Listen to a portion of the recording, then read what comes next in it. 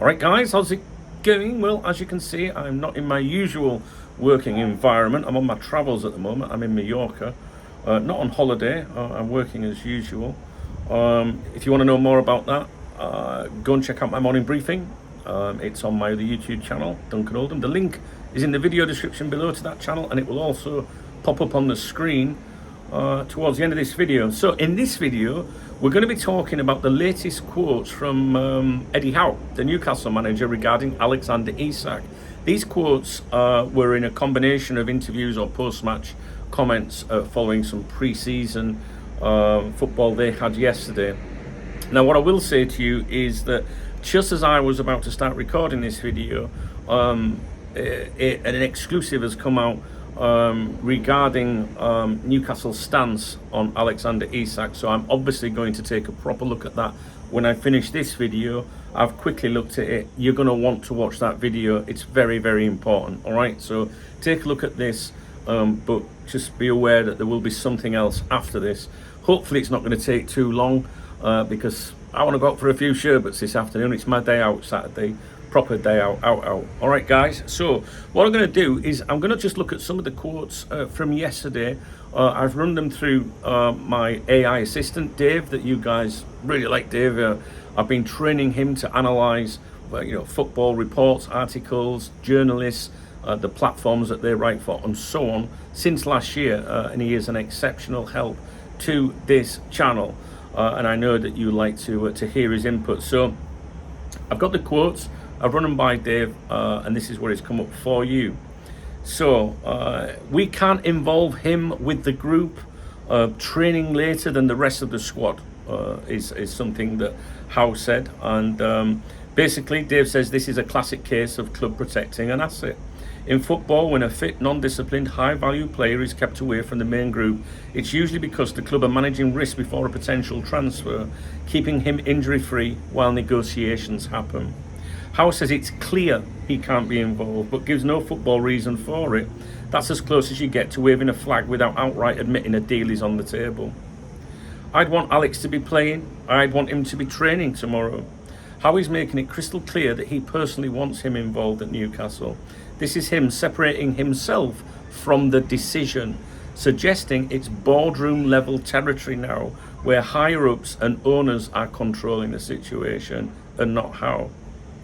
We would love the player to be with us. I don't see the current situation changing for Aston Villa.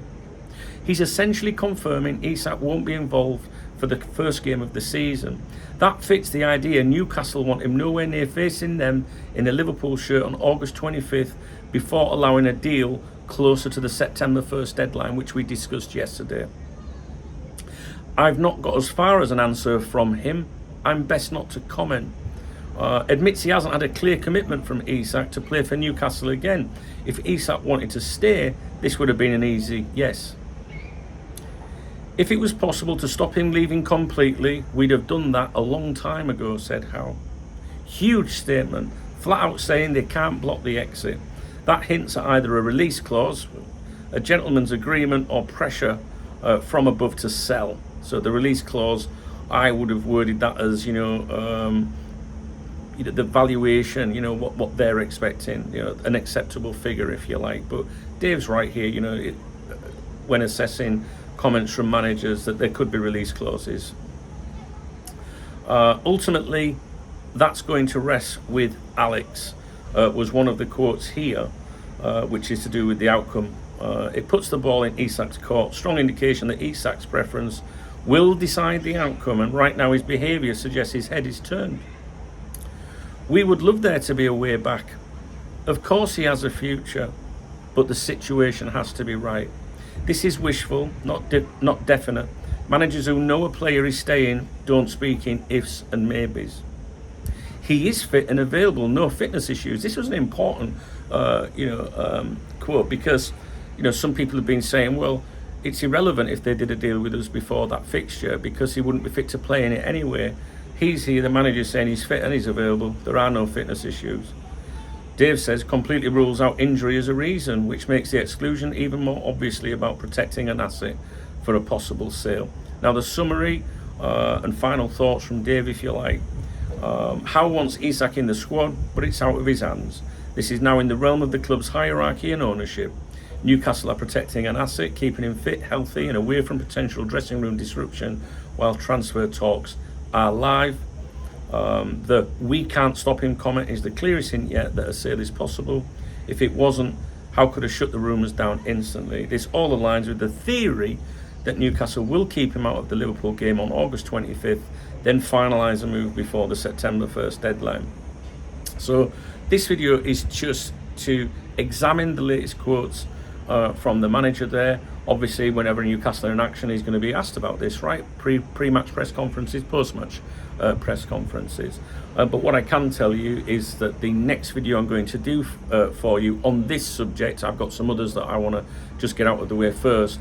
I don't know. It might take me a while to analyse this with Dave. That video is going to be about Newcastle blocking his exit, saying you will not be sold to Liverpool. This summer. So my opinion has always been, even if that was the case, if the transfer window's slammed shut and he stayed at Newcastle, I still believe that he would end up at Liverpool.